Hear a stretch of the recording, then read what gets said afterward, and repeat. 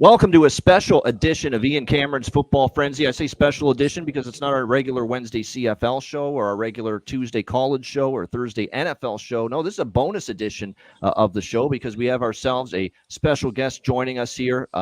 Didn't expect it initially that he'd be joining the show this soon, but if you've been watching him play on a CFL football field the last few weeks, the man you see on the screen is in the get it done department right now. He's been getting it done on the football field for the Montreal Alouettes, and he decided, you know what, I'm around. Let's get this guest spot recorded here on this Saturday here in August. And here he is with us right now, CFL quarterback from the Montreal Alouettes, Davis Alexander, joining us on Ian Cameron's Football Frenzy. Davis, good to have you with us. Yes, sir. Great to be here. Appreciate you having me on. No doubt. And obviously, you have had a very good CFL season. We'll get to that in a moment. But first, we'll talk about uh, growing up, of course, in the Pacific Northwest, attending Portland State in an FCS ranks. And it's funny because there's so many people that won't follow FCS, won't pay attention to it, probably assume that there's just such a substandard level of play, caliber of player in that conference. But that couldn't be further from the truth. There's excellent football talent in the FCS, and you had yourself a tremendous quarterback career at Portland State, second in a lot of the all-time categories offensively for quarterbacks at the school. So tell us about how you fell in love with football, got into playing it, and your time at Portland State. Yeah, I would say, I started falling in love with football. Everyone in my family loves football. Aunts, uncles, cousins, grandparents, obviously my family. But my brother, I have an older brother, and he started playing. So I grew up, watching, going to games, from as little as I can remember, 3 to 4 years old, watching him when he was 7 or 8. Um, and just from then on, I always just had a dream that we could play together one day. The age didn't really align for that, but that's kind of what got me started. Obviously, I ended up having some successful years and um, had to put up some pretty good high school numbers. Was fortunate enough to get a couple scholarships, one being Portland State. Decided to go out there, stayed close to home, obviously. Seattle to Portland, it's only about a 3 hour drive. Close enough to home, but far away at the same time. Um, and then just continued to the grind, and nothing more rewarding than, putting in the work every single off season. And yep, there I you came go. prepared. See, I There got the you go. Davis Alexander highlight reel from college in the queue. Yes, sir. That's very cool.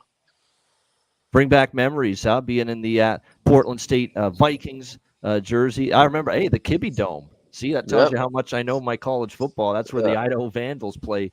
They were FBS a long time ago, but I remember that place, Kibby Dome.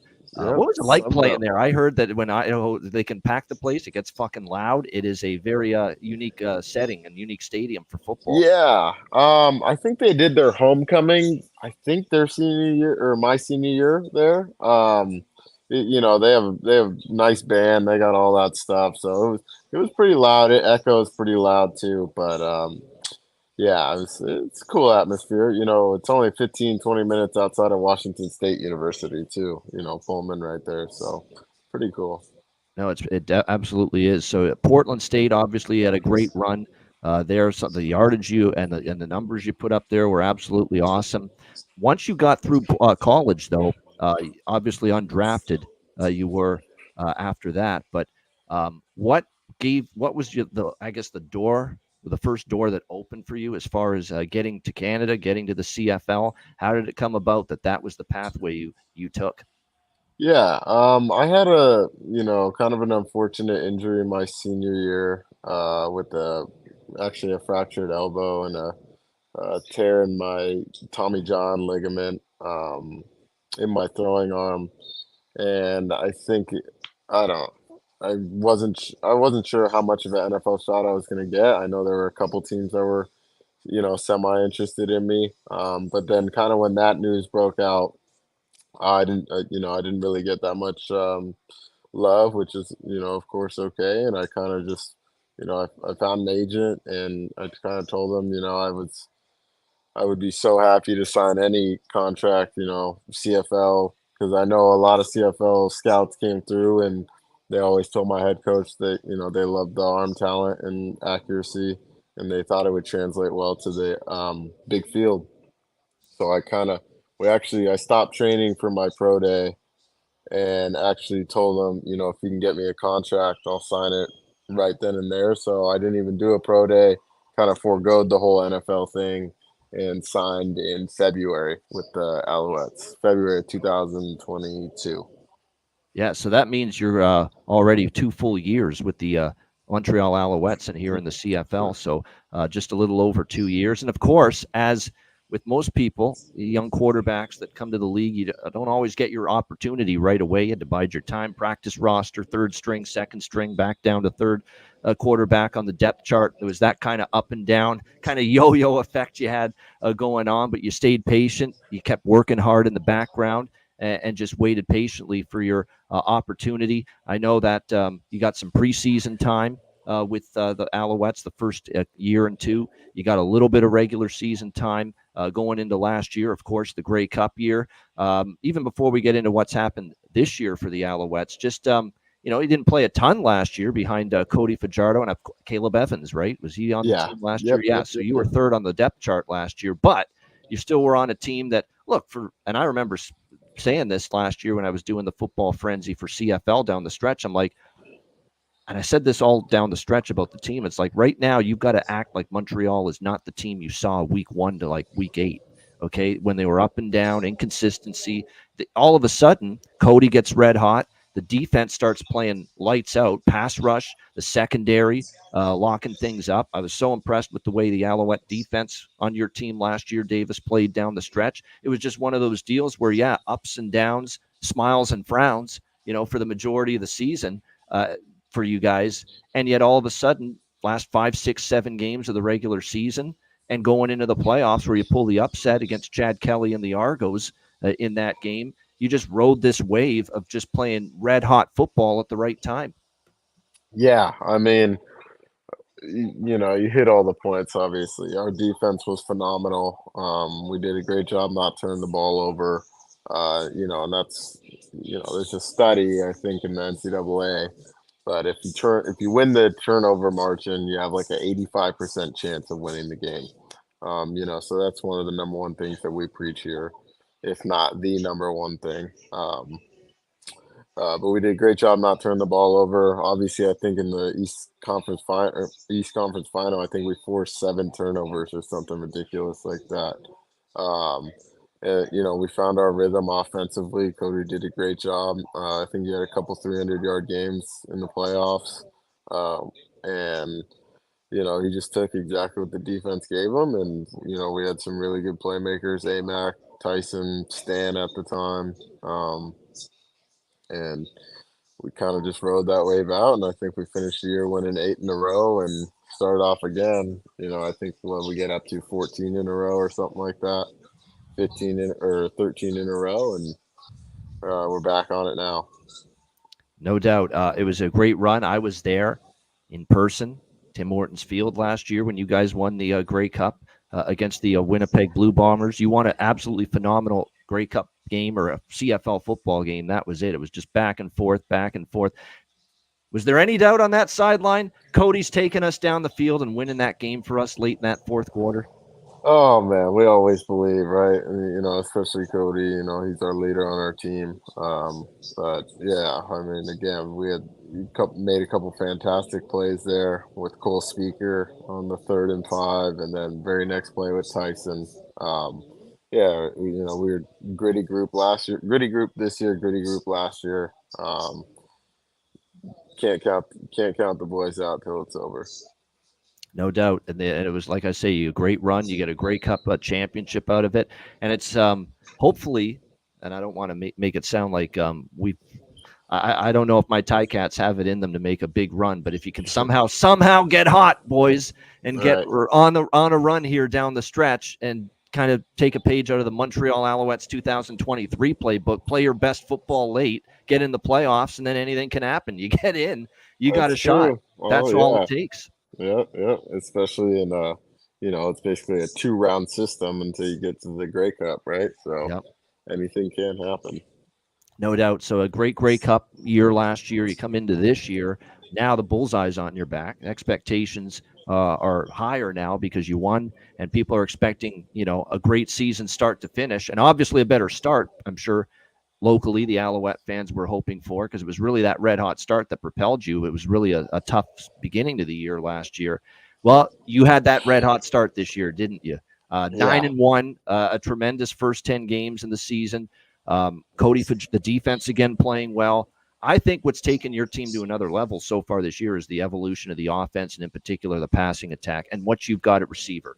Not enough people are talking about that anymore, and they better start talking about this receiving core now that you guys are building here in Montreal. It's been impressive what you guys have at that position, especially when you factor in that early in the season you lost one of the guys I like the most on this receiving core, Sneed, the guy that played at East Carolina. I thought he was a great college quarterback. I remember backing East Carolina and cashing some tickets with him and that offense at ECU a few years ago, how good they were with him at receiver. You've got him. You mentioned Cole Speaker, who's getting more of an opportunity. Reggie White Jr. You bring in a veteran like Nate Bahar, of course. And then, of course, you have to suffer injuries to Keon Julian Grant, who's phenomenal.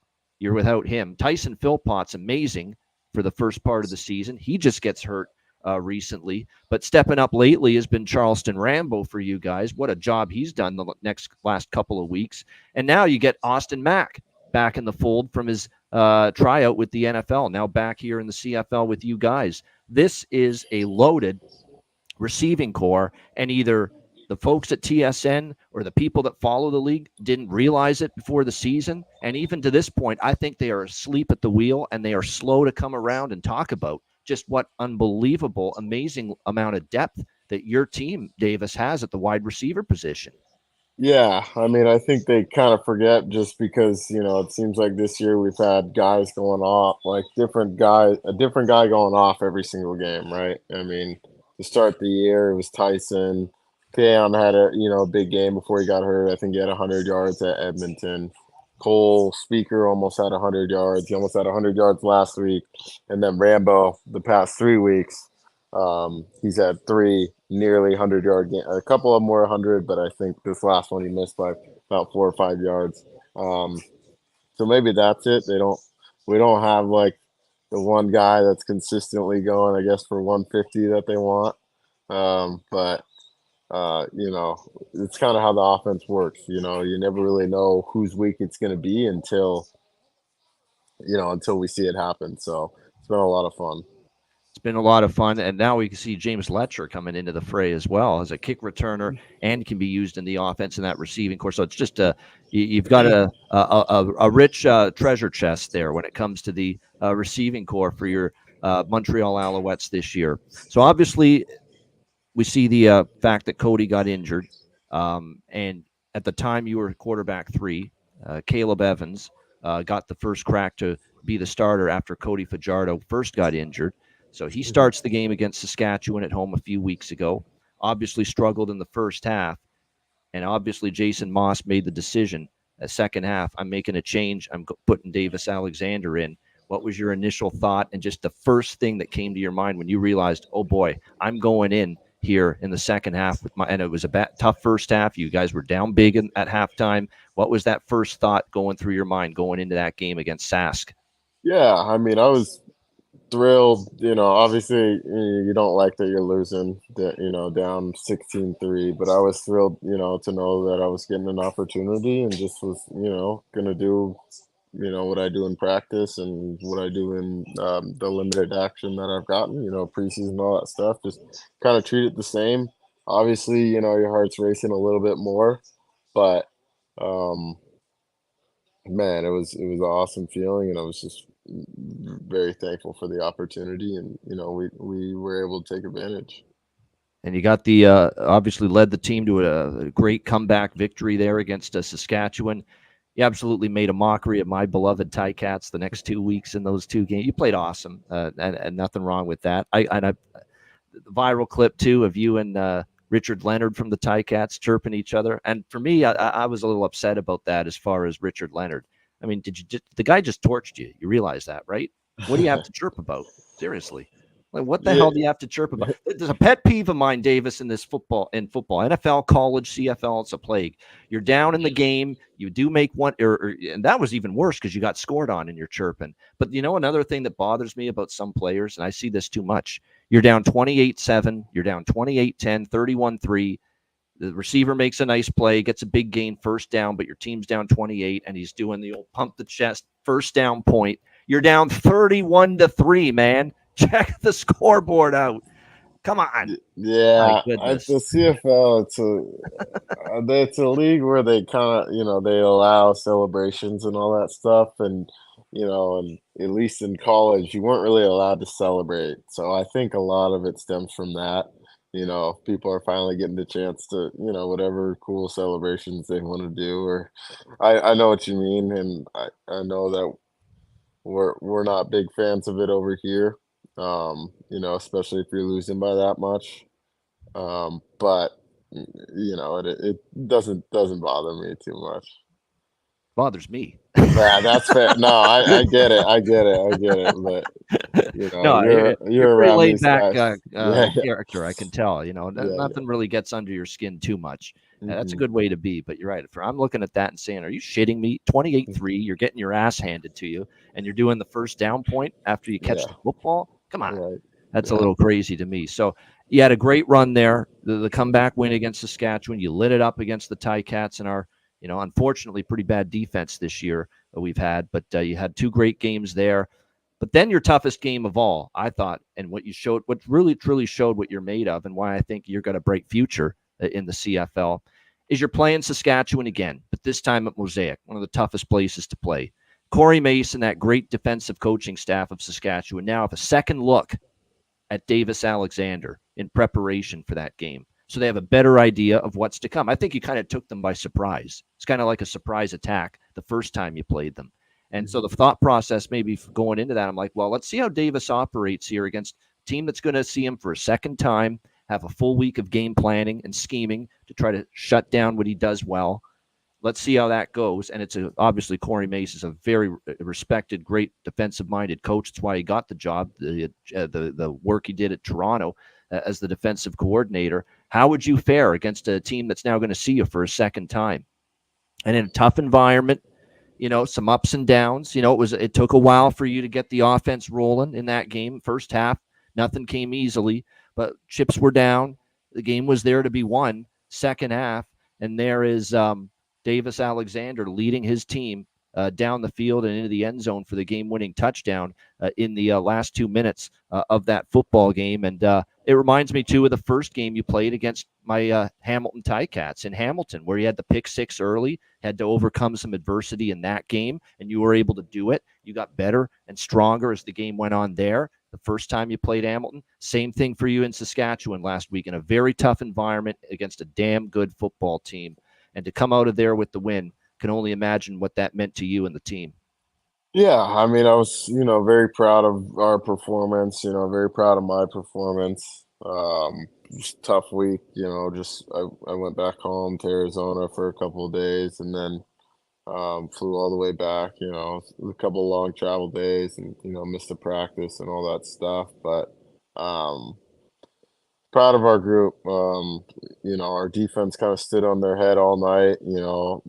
They gave up some plays, but most importantly, most of the possessions ended in a kick, right? I think Lothar ended up kicking 7 field goals that night, right? Which is, it's pretty impressive to, yeah, a lot of teams you're giving up, sometimes you're giving up some yards and you can fold, and we kind of stood in it, and Look at that they little gave. tap dance down that sideline. Look at that. Of course, you had some Riders fans squawking after the game with every replay angle. They swear they found an angle where you stepped out of bounds. I I'm sure you're know. not going to apologize for it. You're probably like saying, "Shut your pie hole. We won that Yeah, game." I haven't seen an angle that, a moving video angle that has made me believe I stepped out. At least definitely not enough to overturn the call. I could understand. I would probably be pissed too if I was um, on the Riders or a fan or anything because I could see it, but I don't know if I've seen the angle that's told me that it's not a touchdown. No, it's absolutely. It was a great job by you to recognize. I've got some. I got a pathway here to get to the end zone, and I think that's another thing that's worth talking about as far as your overall skill set as a quarterback. And I didn't really fully know this until you really got this extended amount of time to play. You know, Mhm. 3 consecutive games as a starter, and of course 4 consecutive appearances if you include the second half where you went into the game against Saskatchewan the first time. I didn't know how well, Davis, you threw the ball outside the pocket, how good you were with that. Just escaping the pocket, throwing on the run, not only throwing on the run outside the pocket, but doing so accurately with some zip so it gets there. Defenders have a harder time undercutting the route, and from that standpoint, because you put some mustard behind that throw, which is not easy to do. Obviously, when you're throwing on the run, was that a skill set you had from a very young age back in college, or was that something you had to work on and get better at? I think I've had that one for a while. Growing up, I was always kind of one of the shorter kids. Even in high school, my freshman year, I think I was 5'2", and then sophomore year, 5'6". I hit my spurt, my junior year, got to 5'10", and then kind of capped out at 5'11". But um, it's just, you grow up, sometimes you can't see and you just start moving the pocket. And, I got a relatively strong arm. So um, just was always kind of in the playbook, a lot of designed rollouts as well. So something I've always take pride in. Some people have that skill and some people don't. And, people knock me for my height or whatever. I got to be able to bring something else to the table. So, that's a skill set that I have.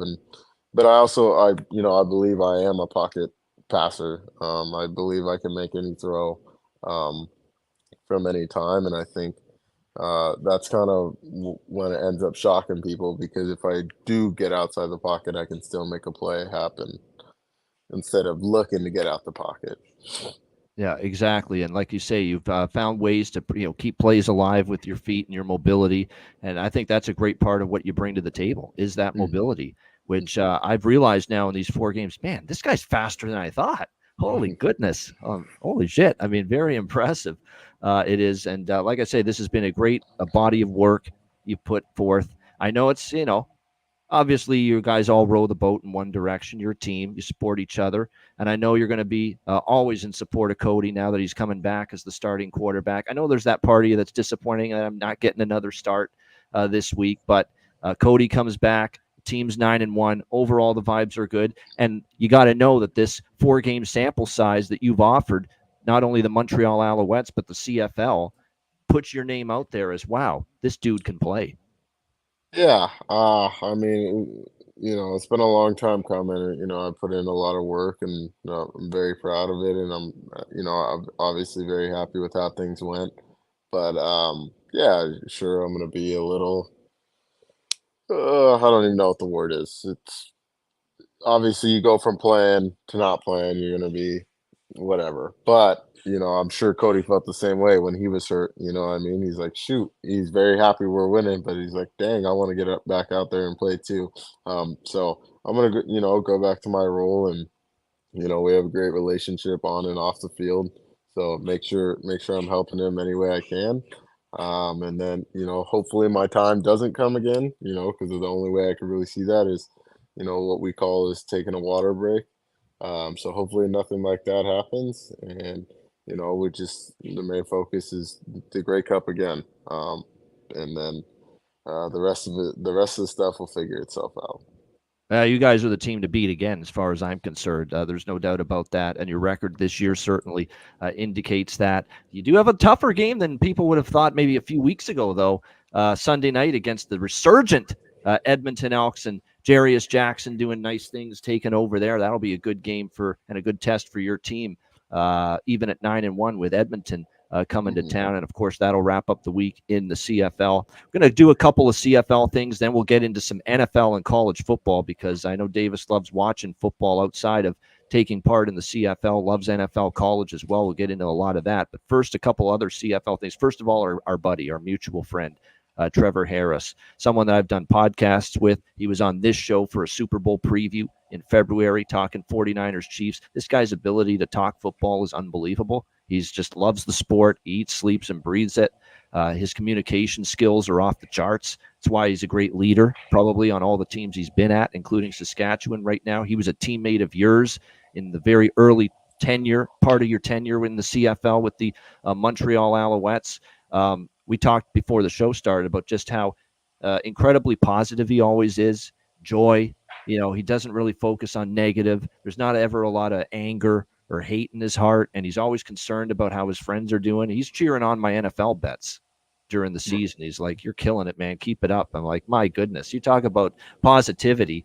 This guy supports me for crying out loud with just silly little wagers on a weekly basis." Could you imagine what he's like as a teammate, supporting his fellow football players on the team? So talk about that dynamic, you and Trevor, a couple of years ago.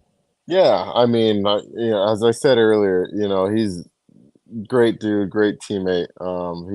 He helped me grow so much just in my first year being with him, and he takes his craft as serious as anyone I've ever met. He's in there truly from 6 o'clock till 6 o'clock. And I used to be in there with him, and I'd be like, what the heck am I doing here? But obviously, it helped me, and helps you understand how serious, obviously, playing the quarterback position is, and how to be a pro, honestly. But yeah, he great dude. We text probably once every week, if not more.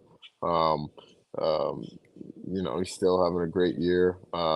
Very happy to see him bounce back from that little bit of scare and knee injury at the beginning of the year. I think he missed 6 games. Um, but before that, he's having a heck of a year. I think he was seven touchdowns, almost 1,300 yards or something like that, if I'm not mistaken, in three and a half games. Yeah, always cheering for him, obviously, and just a really good dude. No doubt he is. Like I say, it's what you want more people to be like. What we get from Trevor Harris, that's for sure. Obviously, look, when it comes to Trevor, I'm always telling him we're always hoping for the best for you. And look, he had a great game against your team last week in a losing cause. I mean, he couldn't have played much better, 31 for 39. And I know, obviously, you guys were still able to win, but he played a great game. It was tougher for him the other night, obviously, against Toronto. But it's one of those deals where you want to be supportive and say to Trevor after a game like that, it's going to be okay, on to next week. But I don't have to say shit. Okay, you let him be. You let him just, come to grips with what happened the other night, because he doesn't need Ian Cameron telling him that it was, he had a tougher game. He doesn't, trust me. So I don't say anything. Just let him, reflect on, what it was, more difficult game for him. And I know Trevor well enough to know he wouldn't have been happy with that game from his standpoint the other night against Toronto. So he doesn't need me saying it. Shit. So just let him be. He'll bounce back. They got 2 big games coming up with Winnipeg. Those are going to be some huge games coming up in the West Division. And like I said, it's been great to have him as a friend, do some shows with him, and like I say, always hoping for the best for him. Speaking of that Saskatchewan-Toronto game, Davis, hot topic this week in the CFL: single point and rouge. What do we do with it? Do we get rid of it completely, or do we at least amend the current single point and rouge rule? We're obviously punts and obviously kickoffs that aren't returned out of the end zone or go through the back of the end zone are a single point, and obviously missed field goals as well, that aren't returned or go through the back of the end zone are also a single point. But I think what a lot of people are saying is it's just not the greatest, I guess, optic look to see a CFL game end on a missed field goal and it's 1 point and it wins a game like it did for Toronto and Liram Hajrullahu the other night. It's tough, but it's the single point rouge rule goes back, Davis, like decades here in the CFL. Like, it's just, do you really want to take it out? I love the suggestion that TSN's Farhan Lalji made regarding this, and I think it's the way to go. You don't abolish the single point completely. You still leave, it's still a component of the CFL, Davis, that makes it unique. I don't want the CFL to be just like the NFL. people, are talking about, and it blew up on social media, the outrage, especially from the folks down south. This is a joke that the CFL ends a game like this. Someone wins a game with a single point on a missed field goal. You're rewarding unsuccessful field goals to win a game. And I love Pat McAfee's show. He's a ball of energy there, but he calls CFL, when they played that highlight of that Saskatchewan-Toronto game, state fair football. That was kind of offensive to me as a lifelong CFL football fan over that single point rule. I didn't exactly like that. It's not like the NFL's got a perfect fucking rule book, guys. Right. How about that not so dynamic kickoff you got going this year? Right. What if, to me, I'm not a fan of that, Davis, that new kickoff that the NFL's got going this year. So, they're throwing stones, the NFL lovers, and we've got some here in Canada, unfortunately, where they don't give the CFL the time of day, and they're Canadian. They swear by the NFL, and they think the CFL is a piece of garbage, and I hate hearing it, but I do have people that think that. Friends of mine, and I almost said, fuck our friendship when I hear that, but it bothers me when I see the CFL slander, and I get it. That ending is not the greatest look, but you can't abolish it completely. And I think the compromise is what Farhan said, Davis, for a missed field goal in particular, especially in the last 2 minutes of a game where it can decide the outcome of a game. If it's a missed field goal and it goes through the back of the end zone like it did Thursday night, you don't award a single point. If you can return it out of the end zone following a missed field goal or a punt or a kickoff, then you keep the single point if they just take a knee in the end zone and don't return it. I think that is a very good compromise that you can make here, where you could say no single point, no rouge, when it's a missed field goal that goes through the back of the end zone without a kick return. But all the other single point and rouge situations, you keep. When it's not sent through the back of the end zone, when there's an opportunity for a kick return. If that is the case, you keep the single point and you keep the rouge in place. What do you think of that? Do you think that's a good solution, or would you just not at all adjust it at the way it is? Yeah, I mean, that sounds pretty good to me. I know in 2022, I think it was like week 19. It was basically for the Eastern Conference divisional title, regular season title. Boris Beatty, it was like a 47-yard field goal. It was a tie game, and he missed it, but he hit it so hard. Chandler Worthy barely stepped out of bounds, and they were awarded a rouge, and they won the Eastern Conference divisional championship, basically, or they basically became the 1 seed, got the bye week, all that stuff. And we were pretty upset. My dad was texting me how the hell do you win a game by missing a field goal? I like Farhan's idea. I just know there'd probably be some gray area, like. Put it this way, Davis, it's going to get some discussion with the CFL competition committee in the offseason. They're definitely going to have a chat about this, what to do. Yeah, and I think I saw something, I guess, and I'm a hockey fan, but I don't really know this rule, but because a lot of people are saying, it's the CFL, it's tradition.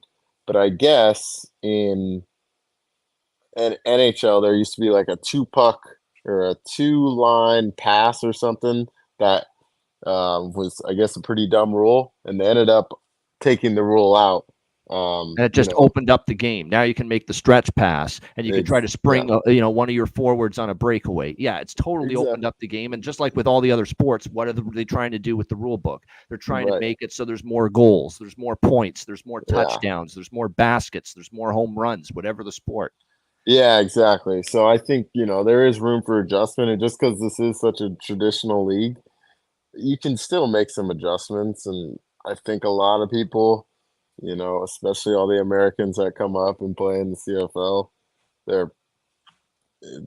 we think it's a little bit crazy how you can win on a missed kick. But again, that's the rules, and that's how we have to play until something changes. So, you prepare for moments like that. Obviously, not much you could do there.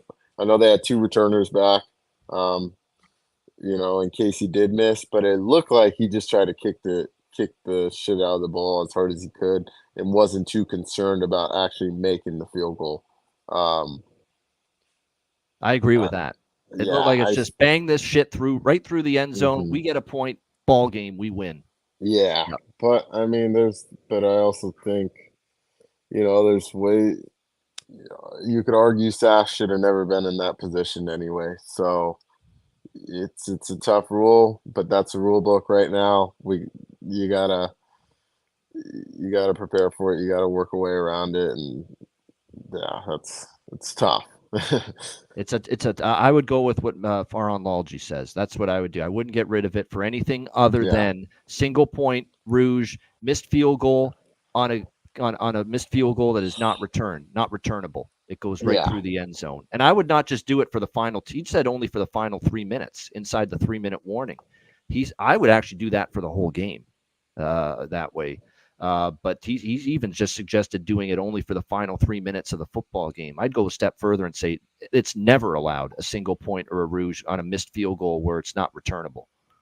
yeah. Well, I think if they do that, if they do end up going with a rule change there will probably be a rule change on the offensive onside kick that we do very well.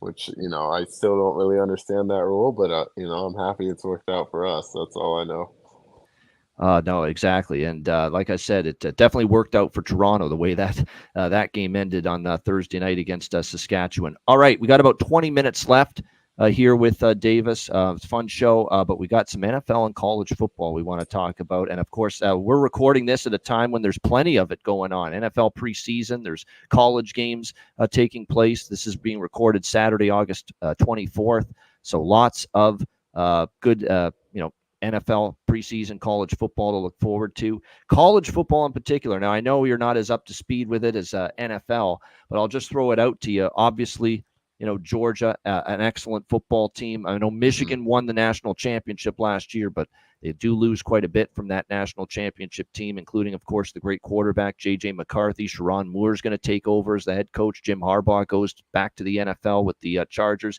Defense looks really good still on paper. Defense was awesome last year for Michigan. They bring back a lot, but a lot of wide receiving core gutted from what they had last year. You lose so much there.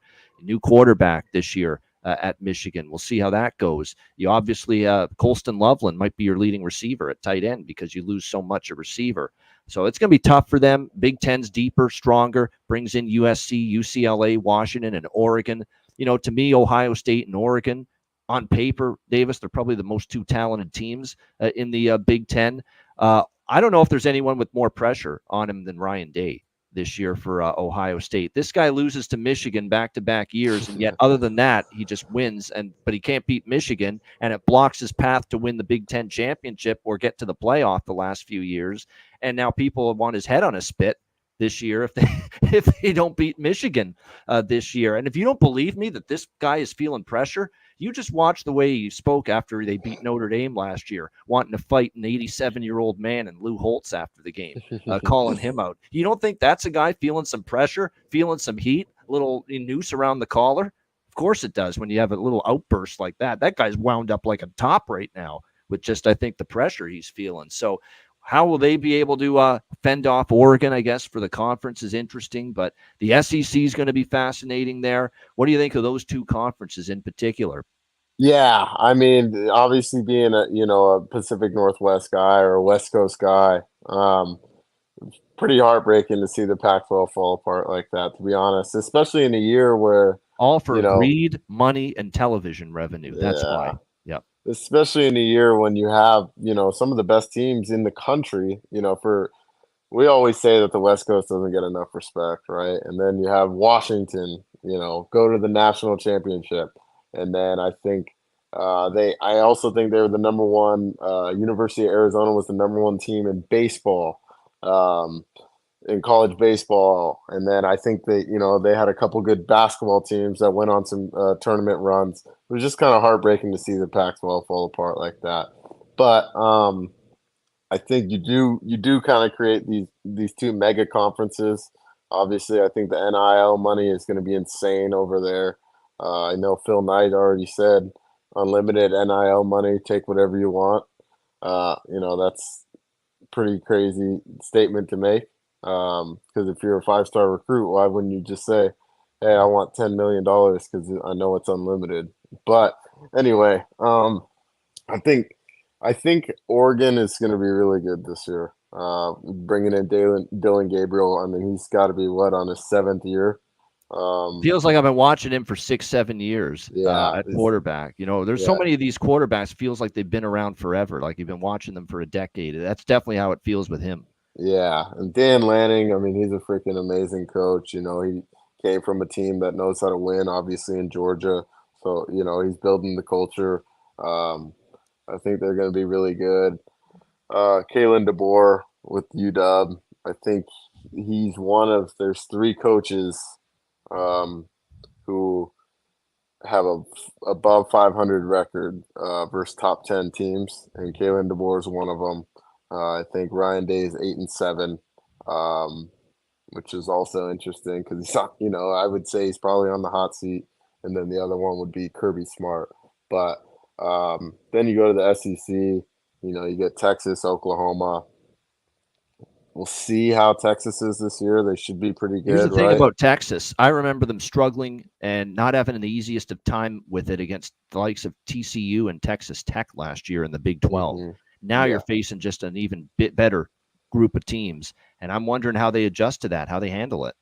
Yeah, I think it'll be interesting. Obviously, they got into the college football playoff. They almost had a crazy comeback last year versus UW, but it's a huge chance for Quinn Ewers to kind of show everybody what he's made of. I think obviously people are high on him, but I think he could really turn some heads here.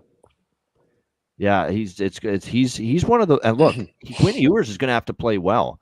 You have Arch Manning waiting in the wings. And a guy that highly recruited that they think is going to be the future of Texas after Quinn Ewers graduates. So there's definitely some added pressure. I thought there were moments he looked great last year, and there were moments I thought it was pedestrian a little bit as Mhm. far as the quarterback production. So that's going to be fascinating to see how that goes. All right, NFL, because I know that's everyone's favorite and yours as well.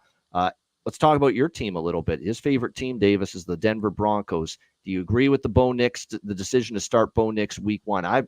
You mentioned at first, give him a few weeks with Stidham, and then if things go south and Mhm. Stidham struggles a bit, you can always then go to Bo Nix, and he's had a few more weeks to learn. And I know it's vanilla defenses in the preseason. Mhm. I get it. You don't have teams that are game planning for you, devising defensive schemes for you because it's Yeah. preseason. You keep things vanilla. You keep a lot of your exotic blitzes and packages and all that in the cupboard for the regular season. That might add something to do with it, but at the same point in time, you do have to give him credit, Bo, for the way he looked as poised as he did and confident in the preseason for Denver. Yeah, absolutely. I mean, I definitely agree with the decision. He looked lights out. He looked like most important, one of the most important things at the quarterback position is obviously having the guys rally around you. It seemed like everybody is rallying around Bo. They believe in him. He looked good. He didn't force the ball too much. I don't think he threw a pick in his preseason games. Um, but he made the offense fun and electric to watch again. Obviously, again, it's just the preseason. But he looked really good. He was accurate. He's able to move the pocket, kind of do some stuff that I think Sean Payton wants to do. And yeah, it was impressive. I know we're gonna have to rely on the run game heavy. Um, Take some pressure off of Bo. Our defense is always really good. They'll probably continue to forever always be really good. It's been that way since as long as I can remember. But yeah, just keep chipping away, and anything can happen. You make the playoffs, and obviously the division is probably Kansas City's, but you make the playoffs, anything can happen. Yeah, it probably is. There probably is. Although I did say in the summer, and then of course, a few weeks after I say it, that I think the Chargers will be a lot better with Jim Harbaugh this year. The way he and right away when he was with San Francisco, Davis, a long time ago, right away in year 1 with Jim Harbaugh, they got better. That it would be a year where they could probably take that leap and at least get into the playoffs, maybe even be a dark horse contender to pull upset Kansas City and win the AFC West. But then you hear Justin Herbert gets injured Mm-hmm. here in camp, and he's probably going to be ready for Week 1, but you're never too sure with that type of injury that he's dealing with. So, and you know that as a quarterback, that sometimes it looks like, hey, it's only going to be a few weeks, and then a few weeks turns into something longer than that. Yeah, and just, I mean, the Chargers, they're kind of, I don't know. I think that they maybe are missing a piece. Let's be honest, though, about the Chargers. While we're concerned, they are the Chargers. They seem to, they had years with Phillip Rivers and a great team, and LaDainian Tomlinson and great players, Antonio Gates, all those years ago, and yet they'd still find a way to mess it up, not win in the playoffs, sometimes not even make the playoffs. I get that, and I know the last few years have been rough, but come on. The duo, the last two head coaches, Anthony Lynn and Brandon Staley, that's not the second coming of Vince Lombardi or Bill Belichick right there with those two fucking guys. So this is going to be a much better coach team, you would think, with Jim Harbaugh at the helm now. Yeah, I think so. Just sometimes the transition isn't always as easy as people could see. I mean, I know with the Broncos last year, Sean Payton, people were saying he lost the locker room and stuff like that, but sometimes part of losing the locker room is getting, what we refer to as the cancer out of the locker room and bringing in, people who buy into the vision. Even just look at us last year. We I think we had a 5 or 4 game losing streak in the middle of the year last year. We very easily could have folded, but sometimes that's just part of, the rebuild. But we'll see. Again, I think the Chargers just might be missing a piece for Herbert. We'll see how Quentin Johnson does. I know there's been a lot of flack around him in the training camp, but obviously he was a stud at TCU, and hopefully he can get it going, and hopefully Herbert's just healthy, right? And the O-line needs to stay healthy too. I mean, the Rashawn Slater injury, set him back last year, and they had some issues there. The defense, Derwin James is a guy that's got all the talent in the world as a safety, to be an elite safety in the NFL, and he's had issues staying on the field too. That's another thing. Health's going to have to play a big factor in that. I don't mind them departing with some of these older players. I know Eckler's gone and Mike Williams is gone. I get all that. Keenan Allen. As well, but I'm talking. These are guys too that, older. They had problems staying healthy. When has Mike Williams stayed healthy for a full season? That's the thing. I mean, I know you're replacing some good receivers. Yeah, they're only good when they're playing. When they're the best ability is availability, and you didn't always get that with some of those guys. Right. Yeah, I think Mike Williams had a great year in 2022, and I think they were hoping for that last year. And obviously, he had the ACL last year, I believe. Yeah. But yeah, no, you're right in that front. But I wish they would have gotten some more people to. I mean, Palmer might end up being their number one, right? And he's pretty good. I do like him, but but you could also make the same argument for the Bills. Do they have a guy right now? We'll see. And I'm in southern Ontario here, just outside of Hamilton, 1 hour west of Toronto. It's Buffalo Bills territory here. Like the majority of NFL fans here in my neck of the woods, Davis, they're Buffalo Bills fans. Right. There's a few Steelers fans, few Lions fans, especially as you get closer to Windsor and the Canada-U.S. border. But the majority of the NFL fans here are Bills fans. And there's a little trepidation, if you will, a little bit of, wringing of the hands, if you will, a little nervous about this team, especially on the offensive side of the ball. You're going to have a new center in McGovern. There's changes there on the O-line. How is that unit? And you know how important an offensive line is. Quarterback's only as good as the run blocking and the pass protection he receives. You got to have the O-line play. Will Buffalo have that? And, of course, the receiving core. Diggs' production dropped once Joe Brady took over the play calling last year for the Bills. So I don't think it's as big of a deal that they lose him, especially with how quiet he was down the stretch. I think the bigger question is who's going to step up, fill the void consistently. Khalil Shakir, can he do it? Can they hit on Keon Coleman? Do they hit on that draft pick? And has a huge year as a rookie. Can that happen? Is Curtis Samuel going to be the nice addition we kind of think he can be? Who's going to step up at receiver is the big question. Yeah, I mean, it could end up being, like a Mahomes Kelsey type deal with, Kincaid and Knox. Or just rely on Kincaid, another great burgeoning tight end, one of many, right, in the NFL. Right. Tight end heaven. Knox is still there, right? He's still, Dawson Knox is now yep. backing up, but that's a good insurance policy to have. Yeah, and they could also go a two tight end system like the Patriots did. Exactly. Yep. So we'll see. I'm sure they'll be okay, and Josh Allen's special talent, so they'll be all right. All right, it's time to put you on the hot seat here with your Super Bowl prediction right now. AFC champion, NFC champion, and then who you think is going to win it. I'm already, and I'm look. When I make a decision, I stick with it, and I stick with it for the whole season. This is not one of those deals where, hey, wait a minute, this team's falling apart, but I picked them. No, I stick with it. I stick with it for the full season. As you can see there's the current Super Bowl futures prices. 49ers, Chiefs, pretty much your co-favorites right now, plus 550. Baltimore Ravens, plus 900. Buffalo Bills, 12-1. Detroit, 12-1. Cincinnati now with Joe Burrow back in the fold. I'll say this, though, about Cincinnati. Burrow's back, but why the fuck did he get injured last year? Oh, yeah, the O-line caused a lot of that. And that O-line is still – they thought they were building an elite offensive line a couple of years ago, Ted Karras, and they brought a lot of these great O-linemen in, and it just hasn't clicked, that O-line. They haven't opened up the run game as much. They haven't protected well at times for the quarterback. So there's still questions with that O-line unit, I think, for Cincinnati. Philadelphia, I think an upgraded coordinator, Davis, for them on both sides of the ball. How can it not be an upgraded coordinator on defense when Matt Patricia's calling the plays last year? It simply has to be an upgrade to Vic Fangio. I know it didn't go well for him with your team, Denver, as a head coach. Some guys are just better coordinators, though, than head coaches. Yeah, but like I said, we Vic. always had a great defense. So Vic was a part of that, of course. And of course, it wouldn't be the Dallas Cowboys without some drama here in the month of August. We don't even know if CeeDee Lamb is going to be signed to a contract and ready yet for week one. That dispute with him and old man Jerry Jones still continues.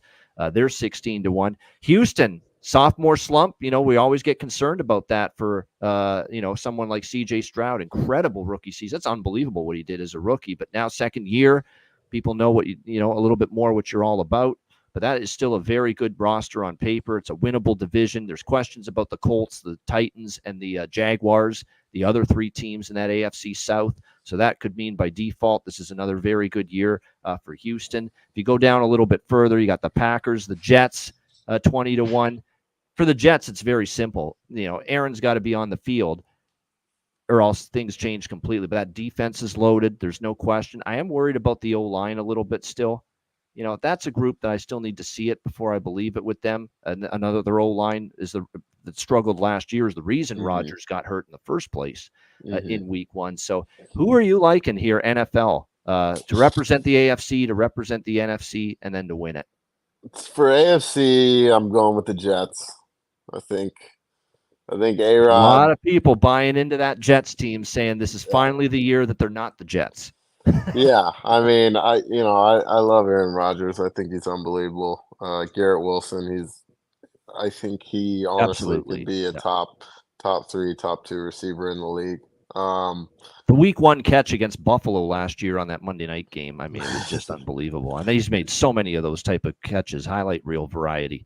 Yeah, and how'd you like to be able to throw to that guy? Yeah. Right, yeah, he's stud. I also believe that they could end up making a push for Devontae Adams later on the season with the trade. Just get Devontae. I know Devontae loves Aaron. Aaron loves Devontae. We'll see how the Raiders are with Minshew. They might want to just give him up, get what they can out of him. I don't know if you watch the wide receiver show on Netflix, but clearly seems like Devontae doesn't like it over there. So I'm all in with some of the Jets. clips where he was complaining when Jimmy Garoppolo was quarterback there. Yeah. You missed him on a wide open route down the field, and that was not a happy receiver at that moment. I know they say receivers are divas, but at the same and you know what? By the way, this goes to the point that Tom Brady might just be able to live up to we know he's an all-time great quarterback. He might be able to live up to the hype of being his broadcasting career, maybe being just as good, which is about to start in a few weeks. Because you know what he said? He was on a panel. I think it was Stephen A. Smith interviewed him. He said about receivers, you want to know why they've got this diva in them and, get me the ball, and they sometimes get attitude? It's because the quarterback's in the huddle, the offensive linemen are in the huddle, the running backs are in the huddle, And then when they break apart, they're way down the field, the receivers. It's almost like they feel at times disconnected, from the rest of the offense. And that kind of leads to some of the behavior you get with these receivers. It's Frustrations. such a cool, interesting perspective that Brady had on that. Right. Yeah, that is interesting. But we'll see. I mean, I still, I like the Jets. I think they got a great defense too, and Brees Hall, he's unbelievable. So I'll roll with the Jets, and then And then the NFC, what do you think? NFC. It's for me. It's between the Cowboys and the Lions. I say it every year, unfortunately, but I think the Cowboys are due for a breakthrough. Um, It's all about the I playoffs for them. yeah, That's where they continue to exactly. shit the bed year in and Yeah. year out. Yep. And I really like Dak. I think he gets a lot more flack than he should. I think he's a really good quarterback.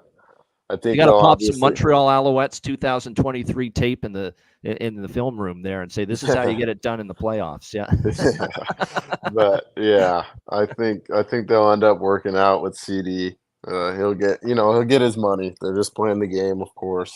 Um, Defense, I think that their coverage isn't where it needs to be. But as long as you can get a pass rush, you can kind of hide it. We need Michael Parsons to keep doing his thing.